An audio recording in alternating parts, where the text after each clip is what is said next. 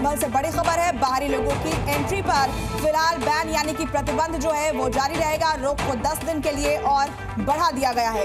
तो अब 10 दिसंबर तक बाहरी लोगों पर ये रोक लगी है। संभल में 10 दिसंबर तक बाहरी लोग नहीं जा पाएंगे। संभल में हालांकि इस बीच इंटरनेट सेवा बहाल कर दी गई है। संभल में जो हिंसा भड़की थी उसके बाद एहतियाती तौर पर वहां इंटरनेट पर पाबंदी लगा दी गई थी। इसके अलावा बाहरी लोगों के प्रवेश पर भी रोक वहां लगा दी गई थी। अब ये प्रवेश पर जो रोक है बाहरी लोगों की वो 10 दिसंबर तक जारी रहेगी, लेकिन इंटरनेट सेवा वहां बहाल कर दी गई है।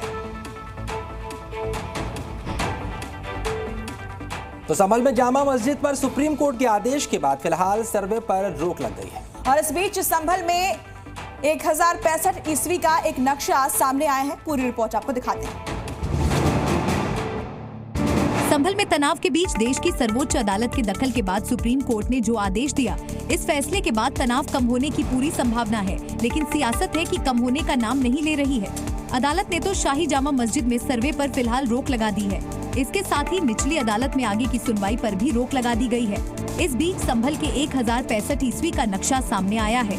इस नक्शे में हरिहर मंदिर को दिखाया गया है, जबकि इसके आसपास कई नलकूपों का भी जिक्र है। जबकि हरिहर मंदिर के आसपास भी कई मंदिरों का जिक्र है। हालांकि जी न्यूज ऐसे किसी नक्शे की पुष्टि नहीं करता है। हिंदू पक्ष सिविल जज सीनियर डिवीजन की अदालत में दाखिल याचिका में बता चुके हैं कि बाबरनामा और आईने अकबरी किताब का भी उल्लेख किया है, जिसमें हरिहर मंदिर होने की पुष्टि होती है। उन्होंने दावा किया कि इस मंदिर को 1529 में बाबर ने तोड़ दिया था। तो एक तरफ संभल पर राजनीति हाई है, तो दूसरी तरफ शांत संभल के लिए मौलाना तौकीर रजा ने कूच का ऐलान कर दिया। जिसके बाद संभल पर मौलाना वर्सेस मौलाना की लड़ाई शुरू हो गई। क्योंकि तौकीर के संभल जाने का मतलब शांत माहौल को फिर से चिंगारी देना था।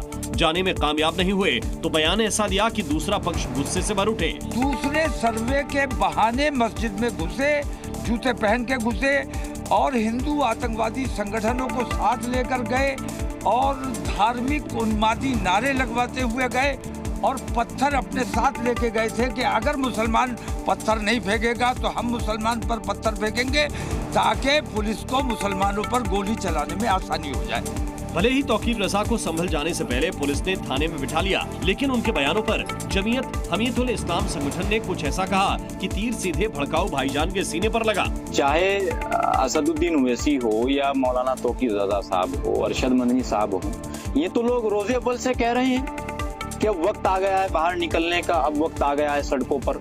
ऐसे ही बयान आज संभल में हिंसा का एक बड़ा कारण बने।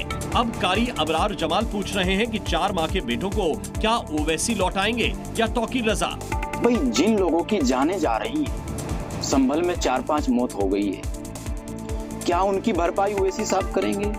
अरशद मदनी साहब कर सकते हैं, तौकीर रजा साहब कर सकते हैं, क्या वो किसी माँ के बेटे नहीं है? बात यही खत्म नहीं हुई। कारी अबरार जमाल ने तो तौकीर रजा की गिरफ्तारी की मांग ही कर डाली। यानी भड़काऊ भाषण देने वालों का भांडा फूट चुका है। मुस्लिम समाज के अंदर से ही ऐसे चेहरों के खिलाफ आवाज उठनी शुरू हो गई है। कुल मिलाकर लड़ाई अब मौलाना वर्सेस मौलाना की है। देखना होगा तौकीर रजा इस बयान के बाद क्या प्रतिक्रिया देते हैं।